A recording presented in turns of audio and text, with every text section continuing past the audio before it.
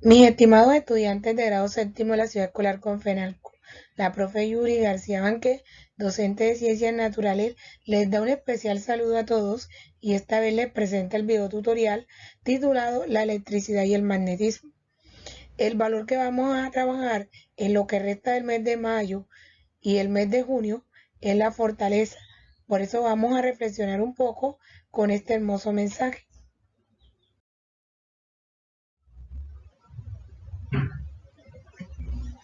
Fortaleza.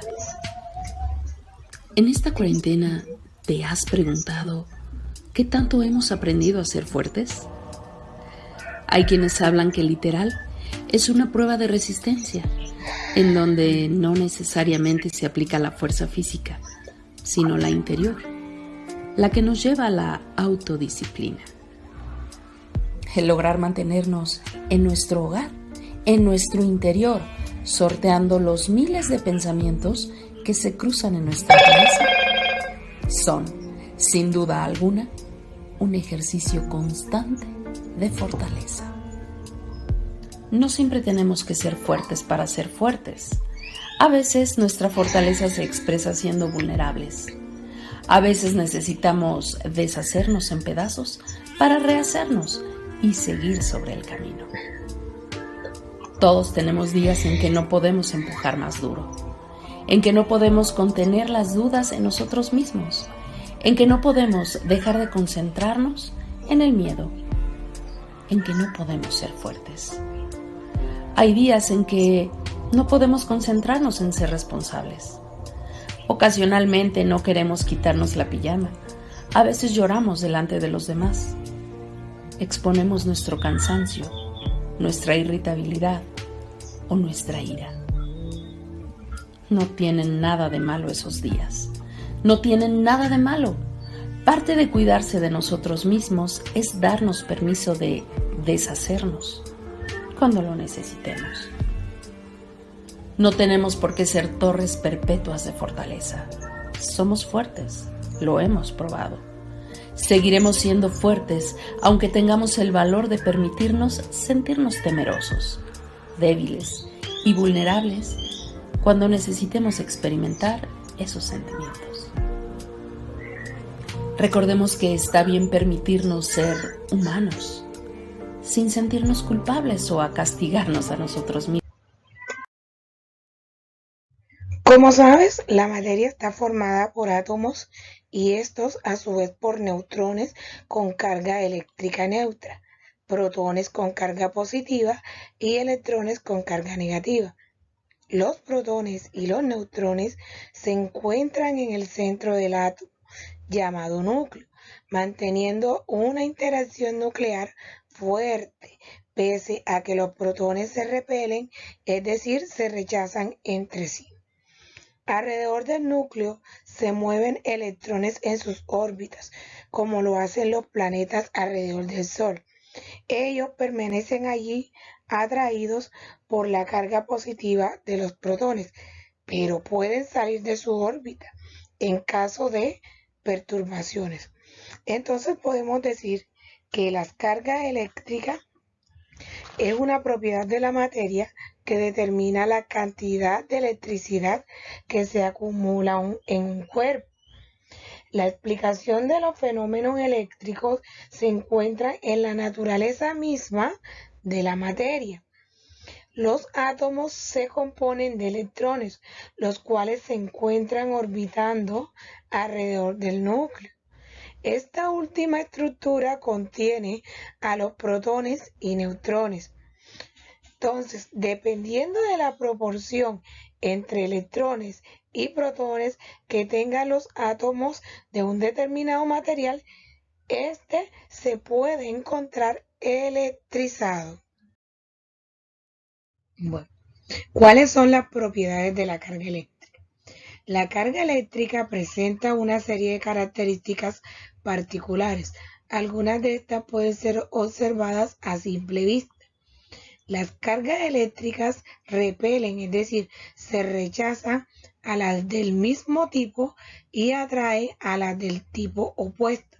Es decir, cargas de signos iguales se repelen o se rechazan y cargas de signos contrarios se atraen.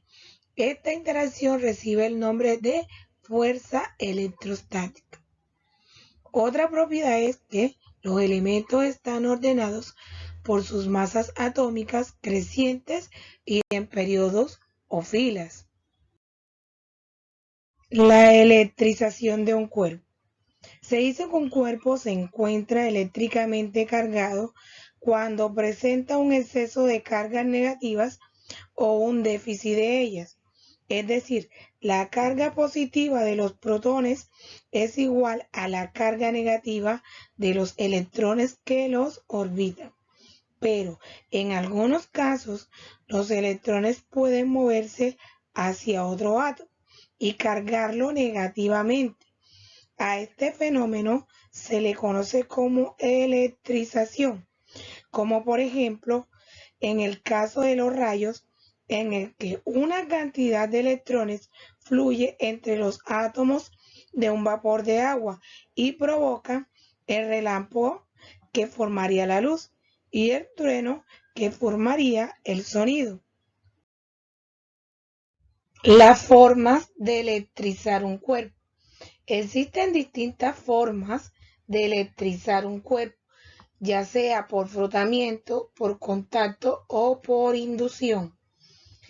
La electrización por frotamiento corresponde a la transferencia de carga eléctrica que se consigue por la fricción entre dos cuerpos, las cuales intercambian electrones. Al finalizar, uno termina con carga positiva y el otro con carga negativa, como por ejemplo al frotar una barra de vidrio con un paño de seda. Los electrones se desprenden del vidrio y pasan a la seda, que los acepta con mucha facilidad.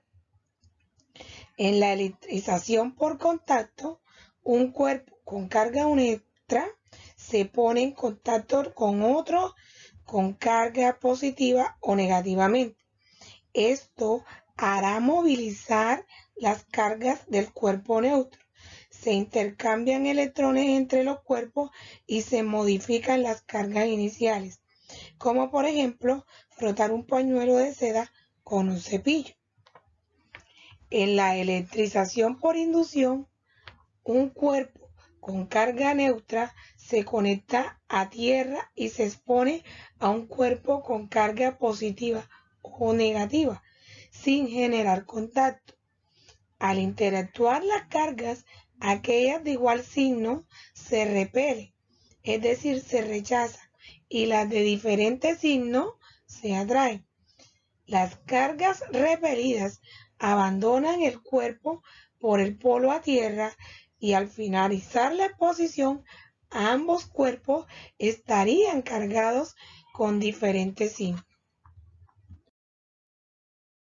Una vez conocida la fuerza con que se atrae o se repelen las cargas, es necesario identificar los materiales correctos para movilizarlas o aislarlas, de acuerdo con la facilidad que presentan para conducir la electricidad. Los materiales se clasifican en conductores, semiconductores, superconductores y aislantes. Los materiales conductores permiten el tránsito sencillo de la carga eléctrica, con apenas una pequeña pérdida de energía en forma de calor. Por ejemplo, los metales. Los materiales semiconductores se comportan como aislantes a bajas temperaturas y como conductores a altas temperaturas. Por ejemplo, los polímeros, el silicio y el fósforo. Los materiales superconductores permiten el tránsito de la carga eléctrica sin ofrecer ninguna resistencia o pérdida de energía en forma de calor. Sucede con materiales como el aluminio o el mercurio a muy bajas temperaturas. Y los materiales aislantes que presentan una gran resistencia al paso de la corriente eléctrica. Por ejemplo, la madera, el caucho y el diamante. Al campo de fuerza que genera a su alrededor una partícula cargada se le llama campo eléctrico. El campo eléctrico generado por una carga se representa usando líneas dirigidas o flechas llamadas líneas de fuerza.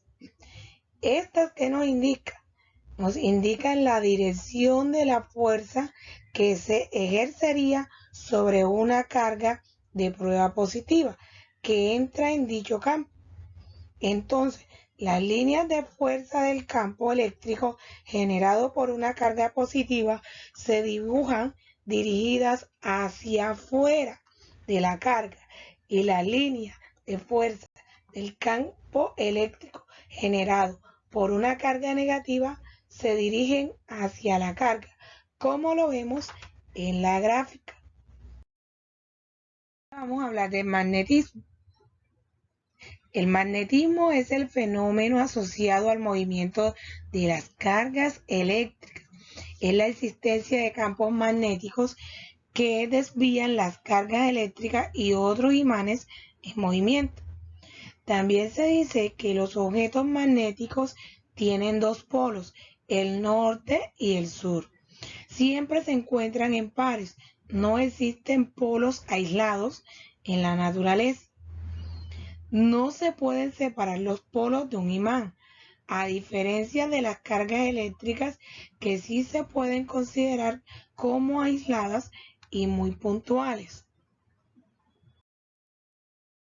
Las líneas por donde actúan las fuerzas magnéticas se denominan líneas de campo magnético, que indican la intensidad del campo partiendo de la cercanía que tienen entre sí.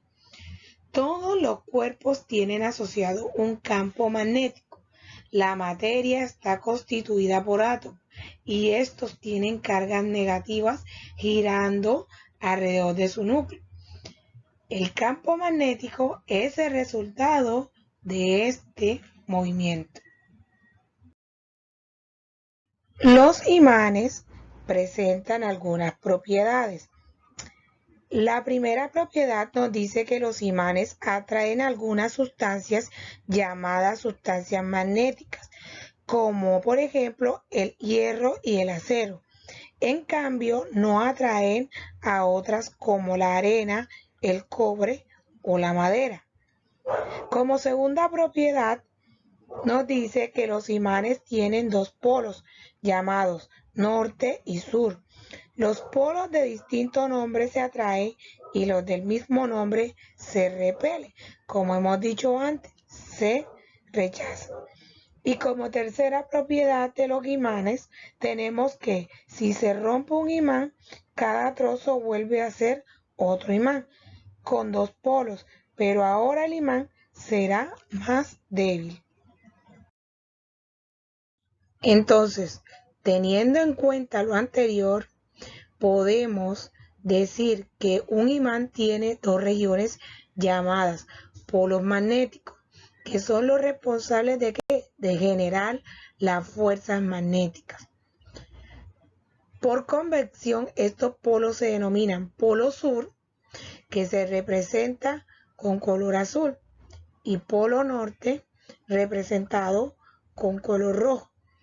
Entonces, para que existan los polos, deben existir el polo norte y el polo sur.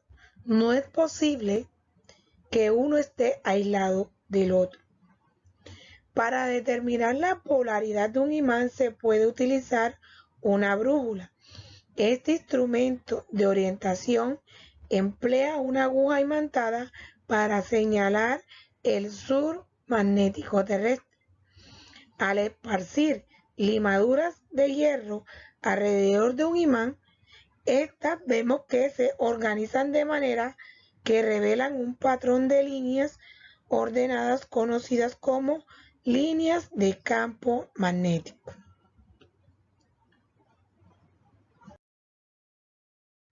Mis estimados estudiantes, en la guía de aprendizaje número 6 desarrollarás actividades teniendo en cuenta los indicadores de logro como el saber hacer y el ser. Para esto utilizarás el texto guía activamente tanto en la web como en físico, pero también trabajarás con el módulo Saber para Todo. Asimismo, desarrollarás actividades que propone el proyecto de aula. No olvides que las actividades serán evaluadas teniendo en cuenta los aspectos de la rúbrica de evaluación como presentación del trabajo, interacción del estudiante con el docente, el saber, el hacer y el ser. Asimismo, la puntualidad de la misma. Queridos estudiantes, tengan en cuenta la fecha límite para la entrega de esta actividad, que será el próximo 9 de junio. Recuerda cumplir con tus compromisos académicos con esfuerzo y dedicación. Me despido de ustedes deseándoles muchos éxitos en cada una de sus actividades. Muchísimas gracias por su atención.